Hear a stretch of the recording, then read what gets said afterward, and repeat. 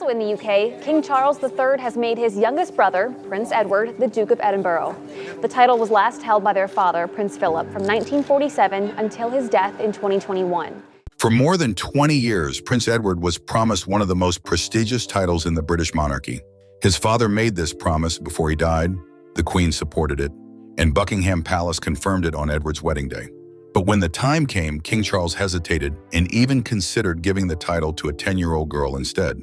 When he finally agreed, he added a condition that could end a centuries-old dukedom within one generation. This was just the beginning. Behind the title negotiations, Edward's lawyers have been busy securing something even more valuable, a 150-year lease on a 120-room crown mansion through a private company. This deal gives Edward the legal right to earn money from royal property. In addition, Edward has Prince Philip's charitable network, which operates in 140 countries. He hasn't just gained a title, he has inherited an entire institution. Today, we will reveal how Edward outmaneuvered the king, secured his father's legacy, and claimed assets that Charles believed were his. This is the inheritance battle the palace didn't want you to know about. The promise that took 24 years to keep. The story starts 2 days before a wedding, not in a throne room, but in a quiet sitting room. It was June 1999, and Prince Edward was about to marry Sophie Rhys-Jones. Then Prince Philip walked in. Without any small talk, Philip got straight to the point. Sophie later described this moment to the Telegraph. He literally came straight in and said, "Right, I'd like it very much if you would consider that." He wanted Edward and Sophie to consider Edward becoming the next Duke of Edinburgh. Edward and Sophie were slightly stunned. Edward thought his older brother Andrew would get the title of Edinburgh, but Philip had other plans. On their wedding day, Buckingham Palace announced that Prince Edward would receive the dukedom of Edinburgh in the future when Prince Philip's title returned to the crown. The announcement involved 3 royals, a written agreement, and a public statement. This seemed like a promise from the monarchy. However, no one expected that in due course would take 2 decades, 2 deaths, and 1 king's refusal to keep his word. Edward accepted the smaller title of Earl of Wessex, inspired by the film Shakespeare in Love, and waited. He waited through his father's withdrawal from public life, Philip's death in April 2021, and the most difficult 18 months of his royal career. When Philip died, the Edinburgh title didn't go to Edward. British peerage law passed it to Charles as the eldest son.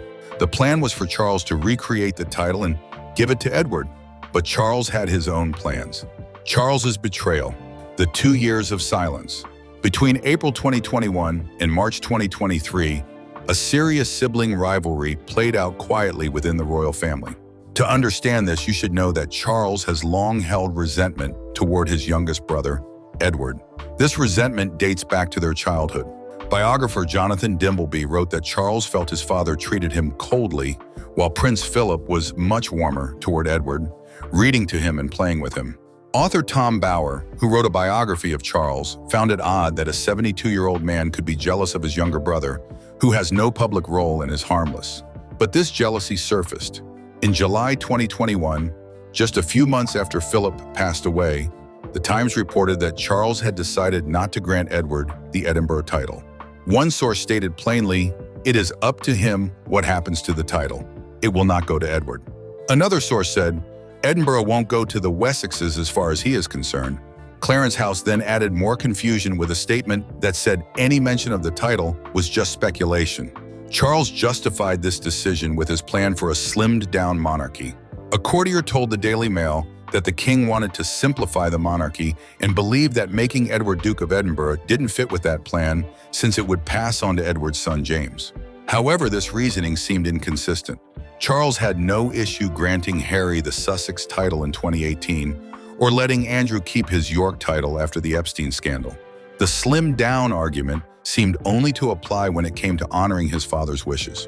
Then in November 2022, shortly after Charles became king, a surprising report came out. Buckingham Palace was reportedly thinking about giving the Edinburgh title to Princess Charlotte instead of Edward. In a BBC interview, Edward shared his feelings on this with honesty. "It was fine in theory ages ago when it was sort of a pipe dream of my father's. It will depend on whether the Prince of Wales, when he becomes king, will do that, so we'll wait and see." His father's dying wish had been reduced to just a pipe dream. The hollow victory, a title designed to die. On March 10, 2023, Edward turned 59. On that day, Buckingham Palace announced that King Charles had given Edward the title of Duke of Edinburgh. This decision came after 2 years of public embarrassment for Edward and felt more like betrayal than a thoughtful choice. However, royal experts noted a key detail. The title was granted as a life peerage, meaning it would not be hereditary. This was unusual for a royal dukedom. When Philip received the title of Edinburgh in 1947, it was hereditary. The same was true for Andrew as Duke of York, and for William and Harry, who became Dukes of Cambridge and Sussex. Every recent royal dukedom has been hereditary, except Edward's. This decision has serious consequences. When Edward dies, the Duke of Edinburgh title will end. His son James, now the Earl of Wessex, will not inherit it. The title will revert to the crown and can be given to one of Charles's or likely William's children. According to Camilla Tominey of the Daily Telegraph, the non-hereditary clause was intended to let William give the Edinburgh title to one of his children, probably Charlotte. In this way, Charles kept his father's promise in name but changed its meaning. Philip wanted Edward's family to continue the Edinburgh line, but Charles ensured it would last only one generation. He gave Edward a title, but made sure it would be taken back once Edward was gone. Royal commentators pointed out the difference with Andrew, who kept his Duke of York title despite his disgrace. The message was clear. Even a disgraced prince retains his hereditary honor, but Edward, the loyal brother, receives a title that will end with him. The Bagshot Park masterstroke, how Edward's lawyers outplayed the crown. While the public focused on the title drama, something more important was happening behind the scenes. Titles are mainly ceremonial. They bring prestige, but don't generate income. The Duke of Edinburgh title does not include any territorial land holdings and does not produce any revenue. However, property is a source of power. In 1998, when Edward was still the Earl of Wessex, he leased Bagshot Park from the Crown Estate. This beautiful 120-room mansion sits on 51 acres in Windsor Great Park. The original deal was modest for royalty, a 50-year lease for £5,000 per year, which would rise to £90,000 annually after Edward spent £1.36 million on a £3 million renovation, with the Crown Estate covering the rest. The National Audit Office confirmed this was market value. In 2007, Edward's lawyers made a smart move in property dealings. Through his private company, Eclipse Nominees Limited, Edward paid a one-time fee of £5 million to extend the lease from 50 years to 150 years. In return, the annual rent dropped to a peppercorn, meaning virtually nothing, usually £1 or less per year. Here's why this matters. The lease has no restrictions on resale, except that any future buyer must be able to maintain the property. Unlike Andrew's Royal Lodge lease, which limits inheritance to Sarah Ferguson and their daughters, Edward's lease has no family restrictions. The Duchess of Edinburgh, Lady Louise, and James could all inherit. Importantly, Edward could sell the leasehold and make a profit. He holds a 150-year right to a Crown Estate property, likely worth £30 million, for £5 million, with minimal ongoing costs. When the Times revealed this arrangement in late 2025, campaigners called it obscene. Housing reform advocates noted that while regular leaseholders face rising ground rents, a royal 15th in line to the throne lives in a property that could generate significant income for the public. The Crown Estate did not explain how it calculated the market-tested premium. However, one property law firm said Edward's deal is legally indistinguishable from an ordinary long lease transaction. Prestigious, perhaps, but legally quite ordinary. Edward's lawyers made sure his claim on Bagshot Park is a legal contract that the monarch cannot revoke. Philip's charitable empire, the inheritance, no one talks about. Titles can be confusing, and leases can create arguments.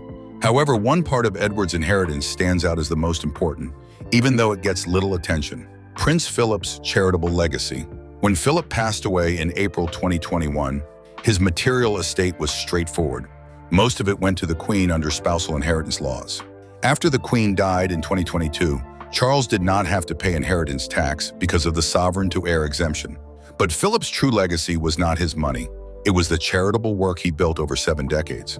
The most notable part of this legacy is the Duke of Edinburgh's Award, which Philip founded in 1956 with German educator Kurt Hahn. This program started as a national youth initiative and has grown into one of the largest development programs in the world. It operates in over 140 countries, with more than 1 million young people completing its programs each year.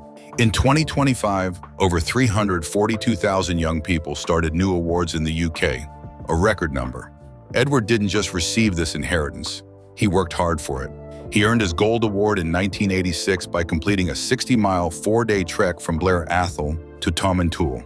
He became a UK trustee of the D of E in 1988. In 1999, he created the International Special Projects Group to help marginalized young people participate in the award. Later, he became chairman of the Board of Trustees of the International Award Foundation. When Charles granted the Edinburgh title in March 2023, Edward also became the official patron of the Duke of Edinburgh's award in the International Award. His statement reflected his understanding of the responsibility. Being asked to take on the role after my father is a particular honor and quite a responsibility. Sustaining and enhancing what is arguably his greatest legacy around the world matters a great deal to me.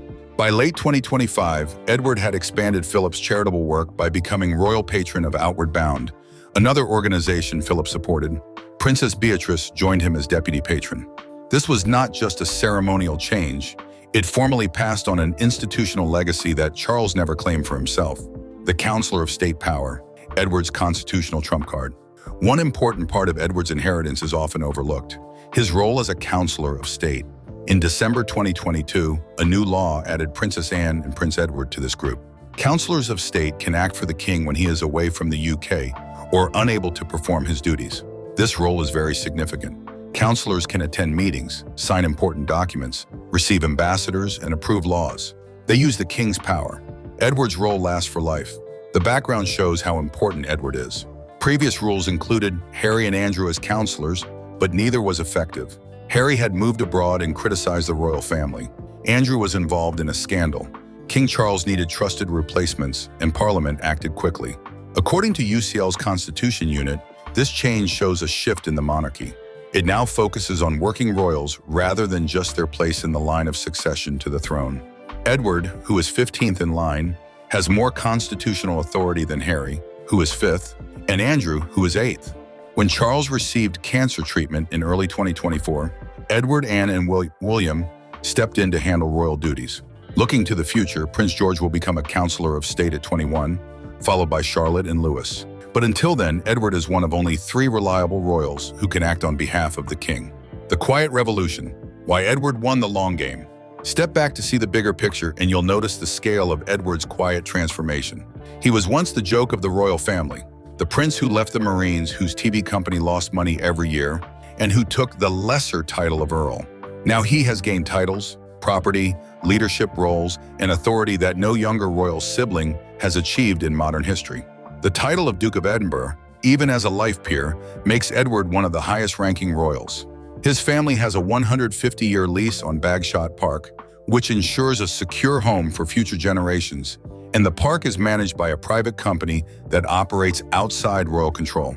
Philip's charitable work gives Edward global importance while functioning independently of the palace.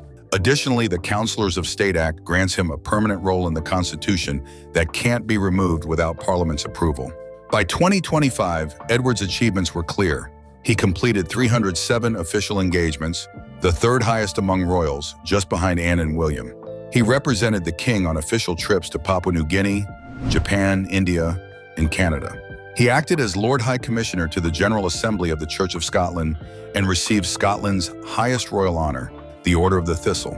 He also took on the Outward Bound patronage, reinforcing Philip's legacy. In contrast, consider his brothers. Andrew lost all his titles and military connections, was evicted from Royal Lodge, and now lives in a farmhouse on the Sandringham estate. Harry gave up his royal duties, moved to California, and his relationship with the family has soured, leading to constant media attention with each interaction. Charles, dealing with a cancer diagnosis and a monarchy in crisis, has watched his plan for a slimmed-down royal family create a situation where one illness can lead to a constitutional emergency. Then there's Edward, the prince who went unnoticed. He waited 24 years for a title. Despite his brother's challenges about their father's wishes, he never complained or spoke out against the family. Instead, he consistently showed up, did his work, and quietly secured important assets. Charles may wear the crown, but when it comes to the legacy Philip valued most, his name, his work, and his cherished Edinburgh identity, Edward holds it all. Unlike the crown, what Edward possesses is secure and cannot be taken away by a new monarch. It's guaranteed by law and can never be changed. The Quiet Prince played the longest game in the royal family, and he succeeded. If this story surprised you, subscribe and hit the bell. We explore the royal stories the palace prefers to keep quiet. Leave a comment. Did Charles treat Edward fairly, or did he fail to respect their father's wishes? Like this video for more insights into the true power struggles behind the crown.